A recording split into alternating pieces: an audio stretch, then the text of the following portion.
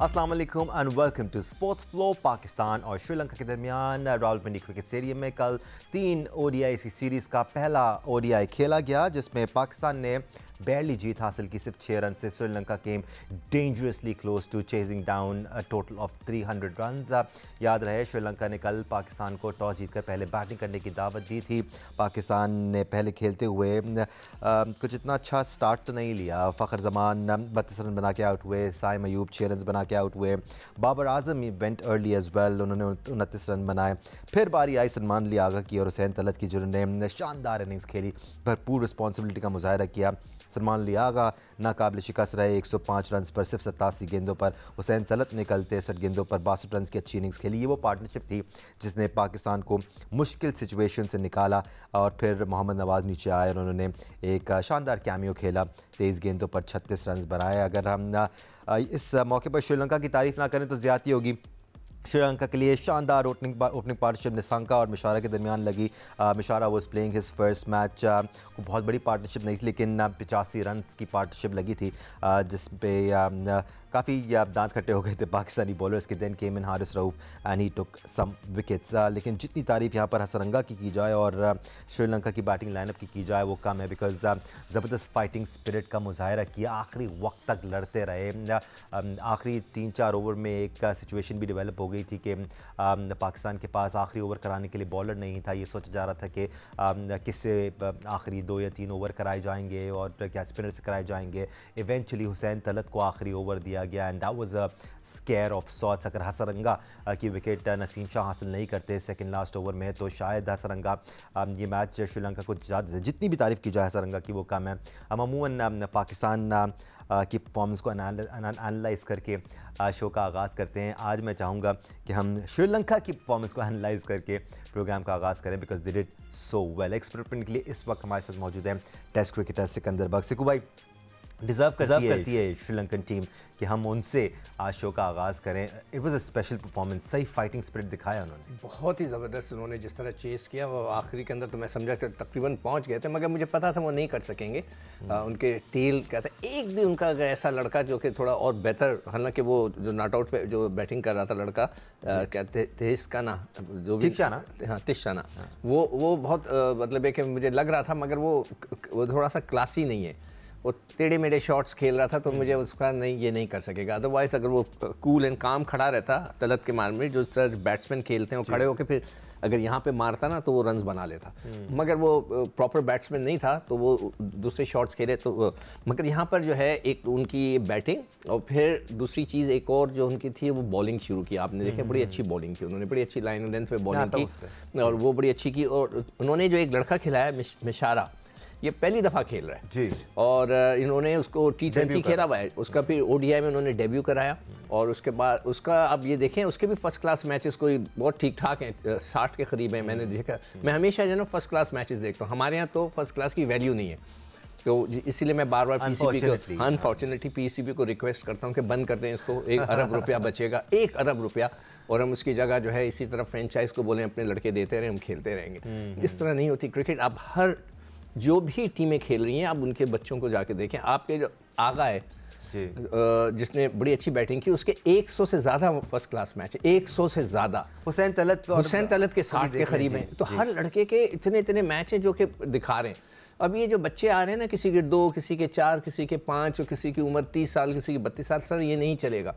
आप याद रखिएगा आज मेरी बात, बाद में जाकर हम फंस जाएंगे जाकर।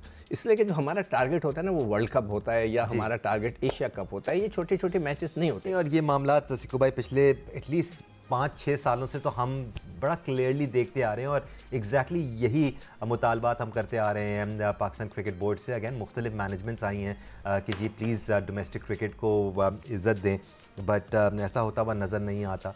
और PSL की परफॉर्मेंसेस पर लड़के सेलेक्ट हो रहे होते हैं। ऐसे को भाई मैं सलमान लियागा और हुसैन तलत पे आता हूँ, और हम श्रीलंका की बॉलिंग लाइनअप की बात करेंगे, किस तरह उन्होंने स्पिनर्स खिलाए और क्या पाकिस्तान ने स्पिनर्स को मिस किया। बट हमने उनके 7 खिलाड़ी आउट कर लिए थे तकरीबन 200 के स्कोर पे, छठी विकेट हमने 191 के स्कोर पे हासिल की थी।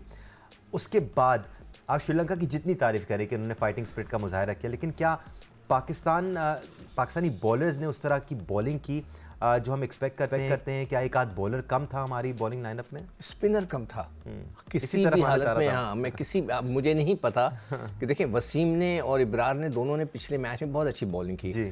क्या उनको बिठाने के लिए कहा गया कि उनकी तबीयत ख़राब है? नहीं, आप कह भी सकते हैं कि हम एक्सपेरिमेंट्स कर रहे हैं, उसमें कोई मजाक नहीं, आप खुल के बात करें ना, मतलब उसमें कोई नहीं है, हो भी तबीयत ख़राब है आजकल चला हुआ है वायरल। बिल्कुल 100% होगी। मुझे वो नज़र भी नहीं आया बैठा हुआ इब्रार बेंच के ऊपर। हो सकता है उसकी तबीयत ख़राब हो, मगर मैं कोच और प्लेइंग स्टाफ से ये कहना चाहता हूँ कि अगर आप कोई एक्सपेरिमेंट्स करते हैं तो बड़े खुलकर बोलें। Will support you. कि आप कहें कि जी आज हम ये एक्सपेरिमेंट कर रहे हैं, रिजवान नहीं खेल रहा, हसीब खेल लेगा, आज फला नहीं खेल रहा, ये खेलेगा, हम इसको ट्राई आउट करें। देन अगेन सिकू भाई, अगर आपकी बात को थोड़ा सा मैं आगे बढ़ाऊं, एक स्पिनर कम था ना आप कह रहे हैं जी, अगर अबरार की तबीयत ठीक नहीं थी इस वजह से वो नहीं खेले तो फैसल अकरम को खिला देते। आप थोड़ा सा दिल बड़ा करते, जिस तरह दिल बड़ा किया श्रीलंका ने, वो भी तो आपसे खेलने आए हुए हैं ना। यही तो मैं बार बार कहता हूँ, मेरी बात किसी की समझ में नहीं आती और हमारे आती है। नहीं, आपके आने से क्या होगा?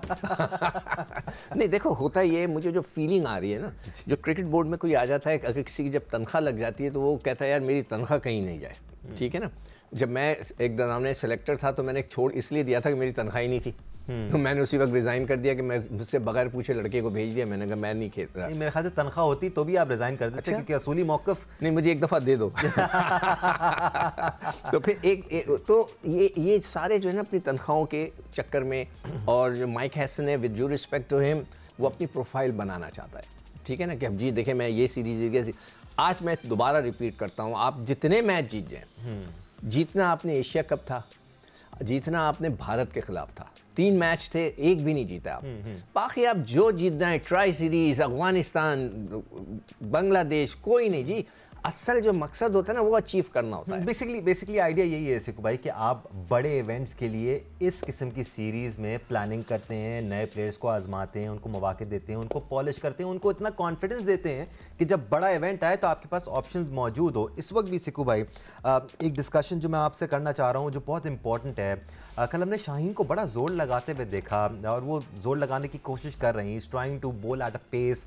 इब्तदाई मराहिल में उनको विकेट्स नहीं मिली, आखिर में भी उन्होंने बड़ा जोर लगाया, अपनी बैक को यूज़ किया, शॉर्ट बॉल्स कराई। Shaheen has had an injury in the past, let's hope it does not happen again. लेकिन जब पेसर्स की बात हो ना तो कुछ भी हो सकता है सिकू भाई।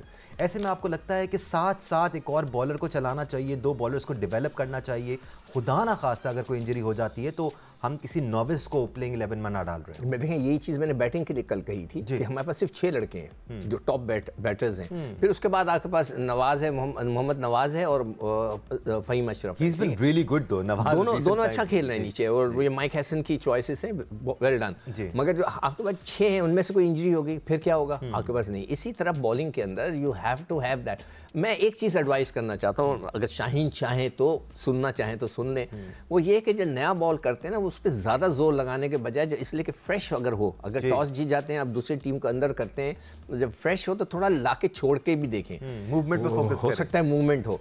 जो वो गेंद पढ़ के उनका अंदर आ रहा था या वसीम अकरम का पढ़ के अंदर घुसता था, वो चीज़ बहुत इंपॉर्टेंट है। मैंने एक इंटरव्यू सुन रहा था, ऑस्ट्रेलियन उज़वान में मार्क वॉ वगैरह थे, तो वो ये कह रहे थे कि जब वसीम अकरम गेंद अंदर लाता रहता है और वहाँ से जब बाहर निकलते we have to go for it, इसलिए कि वो अंदर आ रही है तो वी हैव टू गो, कि भाई अंदर ना आए और वहीं से वो बाहर निकलती है। तो ये चीज़ उसको डेवलप करनी है। इज अभी 24 है and Shaheen has done that अपने करियर के आगाज में। शाहीन का खासा था ये। हाँ, मगर ये जो तो आप कह रहे हो ना बहुत ज़्यादा जोर लगा रहा है, वो उसको चाहिए कि थोड़ा होल्ड कर ले और ख़ास तौर पे नया बॉल के पर जरा छोड़ के देखे कि वो होता है नहीं होता। यहाँ बॉलिंग पे तुम आ गए हो तो मैं एक चीज़ ज़रूर कहूँगा। Sure sir.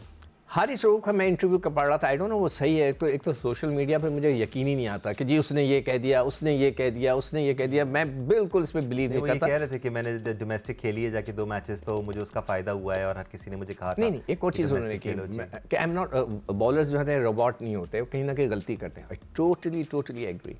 होता है, हम फेटियाँ खाते रहे सारे, मैंने बड़े बड़ों को फेटियाँ खाते देखा है, फिर वो रिदम में आते हैं। मगर एक स्टाइल, एक रिदम होता है, वो होना ज़रूरी है, नंबर 1। नंबर 2, इंपॉर्टेंट मैच में आपने फेटी नहीं खानी। आप जब देखो इंडिया के फाइनल में फेटी खा गए, आप उससे पहले विराट कोहली से फेटी खा गए। जो हकीकत है भाई, असल चीज़ वो है, आप इन मैचों में फेटी खा लें कोई फ़र्क नहीं पड़ता। आप आके असल मैच में जब फाइनल हो और आपको टाकरा, हमारा देखो टाकरा सारी ज़िंदगी का जो होता है ना, वो हमारा अपने पड़ोस के साथ है। अगर वहाँ आकर आप फीटी खाने लगे ना तो फिर बात तो ख़त्म हो गई। XYZ बड़े टूर्नामेंट्स में भी अगर आप अच्छी टीमों के खिलाफ खेल रहे हैं और अगर आपको बहुत रन पड़ रहे हैं तो थोड़ा सा मुश्किल हो जाता है। हारिस रऊफ पे आप आ गए हैं तो कल 10 ओवर्स में उन्होंने 4 विकेट ज़रूर हासिल की, 61 रन दिए। सिकू भाई ये 4 विकेटें प्राइसलेस थी ऑनेस्टली स्पीकिंग, बिकॉज पाकिस्तान फंसा हुआ था, पार्टनरशिप लगी हुई थी, पूरा मिडल ऑर्डर बाकी था, उसमें बड़े बड़े प्लेयर चरित असलंका भी मौजूद थे। वहाँ पर आकर 4 विकेट लेना, ही बोल्ड रियली वेल। आपको क्या लगता है इशू क्या है? क्योंकि उस स्टेज में सिकू भाई अच्छी लेंथ्स पर अच्छी लाइंस पर बॉल करते हैं, लेकिन क्या डेथ ओवर्स में क्या नर्व्स हावी हो जाती हैं? बिकॉज डेथ ओवर्स में he loses the plot to an extent. देखो तो आपने फ़हीम को बॉल करते देखा, उसकी पेस नहीं है मगर वो अच्छी लेंथ एक ही जगह पे कर रहा है, लेंथ अच्छी है। हारिस के साथ ये कि कल जो उसकी जो प्राइम जो थी ना, जो टर्निंग पॉइंट था, वो उसने मेंडिस को जो 0 पे आउट किया। इसलिए अगर मेंडिस थोड़ी देर रुक जाता ना तो बड़ा स्कोर करता वो, मगर वो उसको जो पहली बॉल पे उसने आउट किया, that was the turning point for the Pakistan. वहाँ से वो गेम बदला। हारिस के साथ ये है जो मैं नोट करता हूँ, वो लाके जोर बहुत लगाता है। आप जब जोर बहुत लगाते हैं, पेस तो निकलती है, 41 तक जा रहा था कल वो, 40-41 तक, मगर जब आप जोर लगाते हैं तो गेंद शॉर्ट ऑफ लेंथ गिरती है। जब शॉर्ट ऑफ लेंथ गिरती है, जो बैट्समैन तैयार खड़ा होता है, जो अच्छा प्रॉपर बैट्समैन होता है, वो पुल करता है या कट करके हट के कट मार देता है। ये चीज़ कल उनको हाँ, वो ये शॉट और ये शॉट लगते हैं अगर शॉर्ट ऑफ लेंथ हो। आपकी पेस अच्छी है कोई बात नहीं, मगर अगर शॉर्ट ऑफ लेंथ पे बैट्समैन तैयार होता है, अगर वो अपनी लेंथ उस वाली लेंथ को डेवलप कर लें कि जो कि सामने वाली होती है ना, ऐसे वाली, तो वो मैं कहता हूँ बहुत ही ज़बरदस्त लीथल बॉलिंग कर सकते हैं। और कल जो उनको विकेट्स मिली हैं सिकू भाई, वो देखिए वो इसी लेंथ पे मिली है, इसी लाइन पे मिली है, जो स्लिप पे कैचेस निकले हैं या फिर जो कॉट बिहाइंड हुए हैं। स्लिप का कैच का जिक्र किया तो इट वाज अमेजिंग। बाबर का कैच था, आप लोगों को दिखाना चाहिए यार। Probably one of the best catches of his career. नहीं, मैं तो इस पूरे 1 साल 2 साल के अंदर जो मैचेस हुए उसके अंदर जो ये कैच उसने पकड़ा है ना उस स्लिप के अंदर, that was amazing, super catch. It was amazing. बहुत ही ज़बरदस्त भाई, वेरी वेल डन बाबर साहब, बहुत ही ज़बरदस्त। मज़ा आ गया आपका कैच देखकर, वो जो क्या कैच पकड़ा है। और वो भी मतलब है कि वो कहते हैं ना, किसने यार मुझे धक्का किसने दिया। हम लोग मजाक करते थे, वो बंदा कहे कि मुझे धक्का। अमेजिंग कैच, उसकी जितनी भी तारीफ की जाए कम है। एक्सीलेंट एक्सीलेंट और सुपर कैच था, जो उसके वजह से काफ़ी फ़र्क पड़ा मैच का। एब्सोल्युटली। और नसीम शाह की 2 विकेट्स सिकू भाई खास तौर पे। नसीम शाह यार, मुझे माजरत के साथ मैं इसी पे आना चाह रहा हूँ। एक चीज़ बता बोलूँ, अब बॉलिंग पे आए हुए ना, हमने पता है कितने एक्स्ट्रास दिए। मैं अब नोट कर, 31 5 6 30, यानी कि 5 ओवर हमने जो है एक्स्ट्रा करा दिए। उसमें 26 आपकी वाइड बॉलें, 31। ये कोच और जो सपोर्टिंग स्टाफ है ये देखे कि ये जो आपके जो एक्स्ट्रा 31 हैं, जिसमें से 26 वाइड बॉलें हैं, ये आपको बाद में हिट करेंगी कई अच्छे मैच में अच्छी टीमों के खिलाफ। It's too much. और मैं हैरान हूँ यार, नसीम शाह को फिर कल वकार यूनुस ने कमेंट्री में बोल रहा था कि यार अब मुझे इनकी बॉलिंग की जो है ना लाइन और लेंथ समझ में नहीं आ रही, इनको चाहिए जाके डोमेस्टिक खेलें ना। अब वो भी बात करने लगे। उस पर श्रीलंकन ने पूछा कि ये आप क्यों कह रहे हो कि डोमेस्टिक खेलें, क्या आपके यहाँ डोमेस्टिक नहीं खेलते? तो उसने बोला हाँ, वो इधर खेलते हैं, वो उधर चले जाते हैं, पाकिस्तान टीम के साथ बिजी होते हैं। तो वो खुद हैरान था श्रीलंकन के आपके लड़के डोमेस्टिक नहीं खेलते। तो भाईजान, लोगों से मैं रिक्वेस्ट करूंगा जो भी क्रिकेट चला रहे हैं कि आप सुने लोग क्या कह रहे हैं आपके बारे में। और इवन जो सेकंड लास्ट ओवर था नसीम शाह की, उसकी पहली 2 बॉलें फुल लेंथ डिलीवरीज थी, पूरी मुंह में थी। हसरंगा ने बल्ला ज़रूर चलाया था, वो कनेक्ट नहीं हुआ, वरना वहाँ पर भी मैच पाकिस्तान की गिरफ्त से निकल सकता था। जो विकेट उनको मिली, it was a full toss delivery, सही तरह कनेक्ट नहीं कर पाए और सीधा लॉन्ग ऑन पर कैच। अगर वो मिड विकेट मारता तो थोड़ा सा ट्रिकी मामला हो सकता था। तो Sri Lanka, as we said earlier, came dangerously close to winning this match. Pakistan ने 6 रन से ये कामयाबी हासिल की, लेकिन उससे पहले जो प्लेटफॉर्म सेट किया पाकिस्तानी बैटर्स ने, that was exceptional. All praise for सलमान लियागा एंड हुसैन तलत, जिन्होंने शानदार पार्टनरशिप लगाई। हम इस पार्टनरशिप के बारे में, पाकिस्तान की बैटिंग लाइनअप के बारे में बात करेंगे एक ब्रेक के बाद। हमारे साथ रहेगा। Welcome back once again to sports floor. Sikandar Bakht मेरे साथ मौजूद। पाकिस्तान ने कल श्रीलंका के खिलाफ पहला मैच खेला और आने वाले कल में यानी कि थर्सडे को दूसरा मैच खेला जाएगा इस सीरीज़ का। Let's hope we win that 1-2 और सीरीज़ हम अपने नाम करें, ताकि तीसरे मैच में हम कुछ थोड़े बहुत एक्सपेरिमेंटेशन कर सकें, एटलीस्ट दिल बड़ा हो। We been asking for that experimentation since we played against South Africa. वो भी 3 मैच की सीरीज़ थी। अनफॉर्चुनेटली हम दूसरा मैच हार गए थे, तो दूसरे मैच में हम एक्सपेरिमेंटेशन नहीं कर पाए। फिर तीसरा मैच सीरीज़ के लिए था, तो वहाँ पर हम एक्सपेरिमेंटेशन नहीं कर पाए। बट यहाँ पर सिकू भाई, आपको लगता है कहीं ना कहीं पाकिस्तान की मैनेजमेंट को दिल बड़ा करना पड़ेगा? Again I sound like a parrot here because हम ये बात पिछले 9-10 सालों से तो कर रहे हैं सिकू भाई, बट ये एक फैसेट है, ये एक चीज़ है जो पाकिस्तान क्रिकेट में आज नहीं साल से नज़र नहीं आता सिकू भाई। मैंने यहाँ लिख लिया है, साइन कर दिया और आज की डेट डाली है। आप ये देख लीजिएगा, इन्हीं लड़कों में से वर्ल्ड कप की टीम जब तक हैसन है, माइक हैसन है, यही लड़के होंगे, उसके अलावा कोई नहीं आएगा। ये लिखकर मैंने साइन कर रहा हूँ और आज की डेट डाल रहा हूँ। आप याद रखिएगा। the devil's advocate, it's not a bad idea to have one particular squad भाई जिस पे आपको भरोसा हो, लेकिन साथ प्लेयर्स को डेवलप करना जरूरी है कि खुदा ना खास्ता कोई इंजरी हो जाए। हुई है ना रिसेंट पास में इंजरीज हो जाती हैं, होती हैं। और आप देखें ना, आप अगर कोच बन गए उससे आप अपने बारे में सोच रहे हैं कि मेरा प्रोफाइल ही ऊंचा हो जाए कि मैंने पाकिस्तान टीम को ये जिता दिया, वो जिता दिया, एशिया कप में हार गया, उसका नहीं बात जिक्र कर रहे आप। इंडिया से 3 मैच हार गए, उसका जिक्र नहीं कर रहे आप। अपनी प्रोफाइल बेहतर बनाने के चक्कर में आप वही लड़कों को चलाए, तो आप पाकिस्तान की क्रिकेट की खिदमत नहीं कर रहे। बट सिकू भाई ये एक पर्टिकुलर कोच का तो मसला नहीं है ना। जैसे मैं कह रहा हूँ पिछले 10 सालों में क्या यही कोच थे? लातादाद कोचेस आए हैं, लातादाद मैनेजमेंट्स बदली हैं, लातादाद चेहरे बदले हैं, लेकिन ये चीज़ तो यकसा है ना, ऐसी ही है। देखिए, मुझे जो फीलिंग आ रही है कि जो फॉरेन कोच आता है ना, वो अपनी प्रोफाइल बनाने के चक्कर में लग जाता है कि ताकि उसको अगला असाइनमेंट अगर पाकिस्तान से निकल जाए। माफी सिकू भाई, सिर्फ फॉरेन कोचेस तो नहीं रहे ना पिछले 10 सालों में भाई। हफीज़ वगैरह आए, थोड़ी अरसे के लिए आए, मिसबाह उल हक, वो भी अपना एक ग्रुप लेके चल रहे थे। मुझे खुद हैरत होती है कि जो वहाँ पे लोग बैठे हैं, सिलेक्शन कमेटी बैठी है, जो करता धरता है, वो सारे क्रिकेटर्स हैं। उनको क्या ये चीज़ का अंदाज़ा नहीं है कि जी फर्स्ट क्लास क्रिकेट कितनी इंपॉर्टेंट है? वो फर्स्ट क्लास क्रिकेट की मैं बात कर रहा था। देखिए, जो कल किसने बचाया मैच, आगा ने बचाया ना, उनके 103 फर्स्ट क्लास मैच हैं। फिर उसको बात करते हैं, तलत के 76 फर्स्ट क्लास मैच हैं, रिजवान के 123 हैं, बाबर के तकरीबन 198, हर एक के 60 70 मैच हैं। जो नए बच्चे आ रहे हैं इनको, अच्छा नए बच्चों से मुराद होती है कि अगर कोई 19 साल का 20 साल का, जैसा साइम है उसके 24 हैं, कोई बात नहीं, उसकी उम्र भी तो 24 साल है।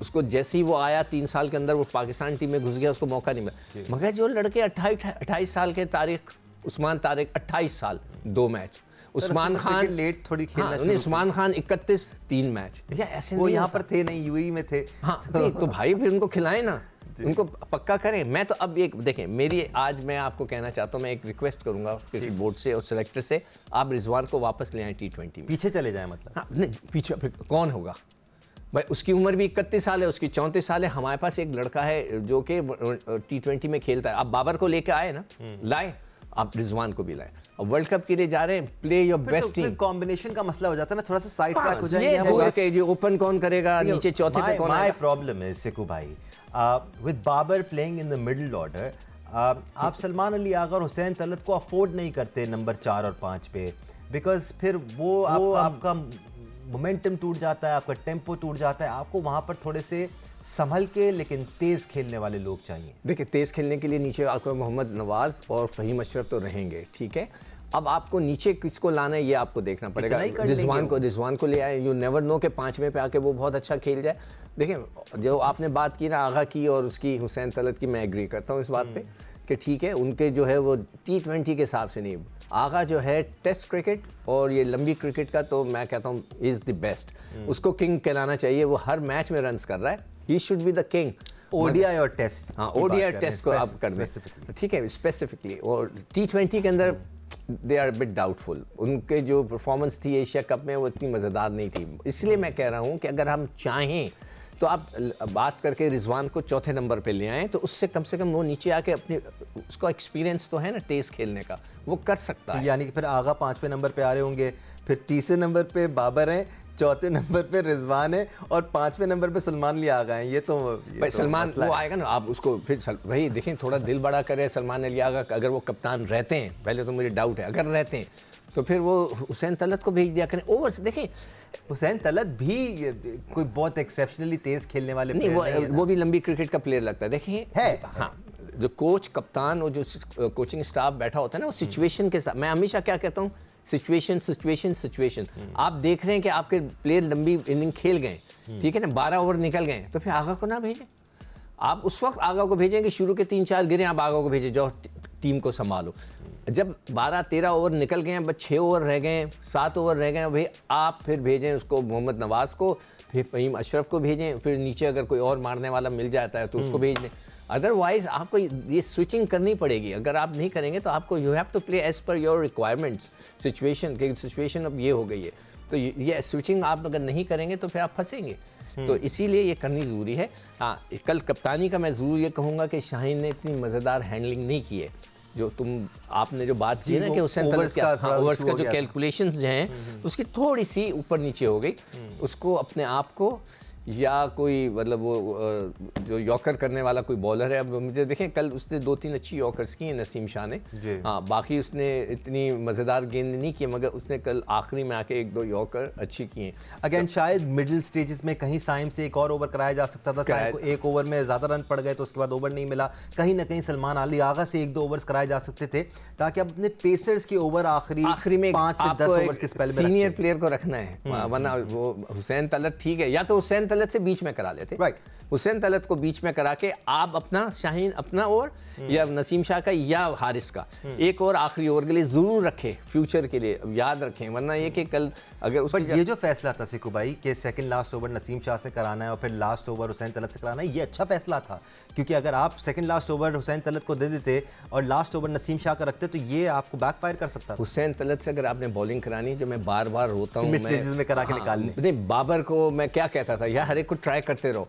वो बाबर जब कप्तान थे क्या करते थे, वो यही करते थे ना कि वो जो दूसरे बॉलरों को आजमाते ही नहीं थे। नहीं, आपको करते रहना चाहिए ताकि उनको प्रैक्टिस मिले। हल्का मैच चल रहा है, आपने देखा कि आपका पूरा कंट्रोल है मैच पे, आप इन सारे बॉलर से, हुसैन तलत जैसे बॉलर हैं जो कि ओकेजनली बॉल करते हैं, उनसे कराकर उनको रिदम में रखें ताकि वो प्रैक्टिस में और आपकी भी नजरें हों कि वो कैसी गेंद कर रहे हैं। आपको जब पता था कि ये सिचुएशन आ सकती है तो आपको हुसैन तलत को बीच में करा देते।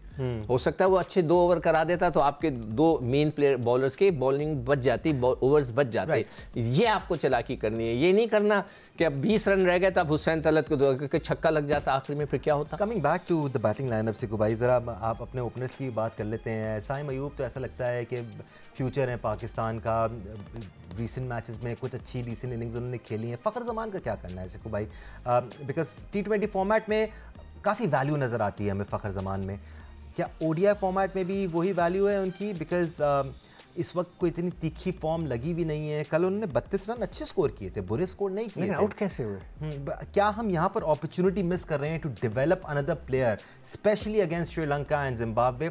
और यही चीज़ श्रीलंका कर रही है। मिशारा की बात की ना आपने, देखिए आते के साथ ही आपने मिशारा की बात की, नया प्लेयर है, अपने आप को एक्सप्रेस कर रहा है। Pakistan needs to learn from that. देखिए, बात ऐसे ये होती है कि वो एक सीनियर खिलाड़ी है, ठीक है। अब जो आप सीनियर खिलाड़ी हैं तो आपको मैच फिनिश करना है। उनके बारे में मैं जो गुफ्तगू सुनता हूँ ना कभी तो वो ये सुनने में आता है कि ये चल गया तो जिता देगा। अब चल गया तो जिता देगा, ये चीज़ नहीं होती। ये तो किसी के लिए भी हो सकती है, ओपनिंग बैट्समैन के लिए। अरे सर, मैं कहता हूँ नीचे अगर शाहीन अगर चल गया ना, उसके जो मारता है ऐसे करके, अगर वो भी चल गया, नसीम शाह चला था, ठीक है ना, जब अगेंस्ट अफगानिस्तान, तो चलने को तो कोई भी चल सकता है। ये चीज़ नहीं होनी चाहिए। एक सीनियर खिलाड़ी जिसकी उम्र ऑलरेडी 35 साल हो गई है, now he is declining, retirement का टाइम है, now he has to take a responsibility कि शुरू से लेके अब 32 रन हो गए, आराम से खेलें यार। 50 ओवर बहुत होते हैं यार, बहुत होते हैं। कल मतलब वो बकौल किसी के कि अब आदत नहीं रही यार 50 ओवर देखने की। मैं तो देखने की बात कर रहा हूँ ना, कि टीवी पे बैठ के 50 ओवर देखने की। T20 की इतनी आदत पड़ गई तो फ़खर को चाहिए कि 32 रन हो गए थे, खड़ा रखे आराम से खेलता रहता। हसरंगा's brilliance as well सिकू भाई, बिकॉज हम जानते हैं हसरंगा कितने इफेक्टिव हो सकते हैं इन कंडीशंस में, खास तौर पे and he bowled brilliantly for his 3 wickets yesterday. हाँ बिल्कुल, उसने अच्छी बॉल की है। देखें, मैं हमेशा कहता हूँ ना कि जब वो गेंद आप करते हैं, जब थोड़ा सा अर्ली लूप के साथ और शुरू का जो अर्ली स्टेज होता है जिसमें मॉइस्चर होता है, तो ज़रा स्पिनर बड़े अच्छे काम आते हैं। उसने बड़ी अच्छी बॉलिंग की वो, मगर बाबर कैसे आउट हो रहे हैं यार? वो तो टेक्निकल बाबर का है, ये बाबर पहली दफा इस तरह आउट नहीं हुआ है। नहीं, उसकी एक क्लास है, मतलब है कि without any doubt he has a class. T20 में हाईएस्ट स्कोरर है, टेस्ट क्रिकेट में उसके रन हैं, उसके काफ़ी 100 हैं। ही इज अ मेन, आज के दौर का ही इज द मेन, बिल्कुल नहीं, आज के दौर का he is the main player. और ये प्राइम एज है, 30-31 साल की जो उम्र होती है, प्राइम होती है। इसमें आप इतना बड़ा गैप दे रहे हैं, आई डोंट बिलीव इट, कि बीच के अंदर से गेंद थ्रू हो गया, ठक करके निकल गया, आप बोल्ड हो गए। That's amazing. मुझे लगता है कि ही इज़ वेरी नर्वस, इनको थोड़ा सा किसी के साथ काउंसलिंग की ज़रूरत है। ये मैं कह सकता हूँ, यू नेवर नो भाई, काउंसलिंग अच्छी चीज़ होती है। किसी काउंसलर के साथ बैठ के पूछा जाए कि आपका जहनी कैफियत क्या है, कि आप घबराए हुए हो, क्या है, कोई फैमिली प्रॉब्लम्स हैं, कुछ है, कोई कैन बी एनीथिंग। मतलब कोई बैठ के उनके साथ कोई एक्सपर्ट उनके साथ बात करे। He is a very important person for Pakistan. Absolutely नहीं, he is the main player of Pakistan. बहुत बड़ा प्लेयर है। होता है कि काउंसलिंग की ज़रूरत होती है। मैं किसी का नाम नहीं लेता कि एक आदमी था हमारा बहुत बड़ा प्लेयर, उसने बोला यार मुझ पे जादू हो रहा है। हमने कहा आपको रन्स नहीं हो रहे, तो उसने कहा मेरे पर रन्स नहीं हो रहे, मुझ पे जादू हो गया।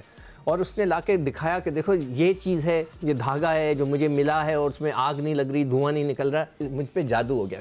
That was his mental. उसको उस वक्त काउंसलिंग की ज़रूरत थी। वो मैं बैठा देख रहा था, हम सब देख रहे थे, तो मैं तो कुछ नहीं कह सकता था। I was very young at that time, मगर मुझे ऐसा फील हो रहा है, हाँ इसको सॉरी तो हो सकता है कि बाबर को एक अच्छे काउंसलर की ज़रूरत है। मैं पीसीबी को एडवाइस करता हूँ कि एक उसका अपॉइंटमेंट लें अच्छे काउंसलर के साथ, जस्ट टॉक टू हिम कि क्या इशू चल रहा है उसके साथ, उसके जहन में क्या चल रहा है। बहुत बड़ा फ़र्क पड़ता है। एक दो सिटिंग्स होंगी, हो सकता है अगली दफ़ा 100 कर दे। Is a important person, Pakistan के लिए बहुत इंपॉर्टेंट है सर, आप उसके लिए ज़रूर करें, काउंसलिंग करवाएं। Getting into the second one day international, कोई चेंजेस देख रहे हैं आप इस टीम में? अगेन हम ये बात नहीं कर रहे कि क्या होने वाला है, हम ये बात कर रहे हैं कि आपकी नज़र में क्या होना चाहिए।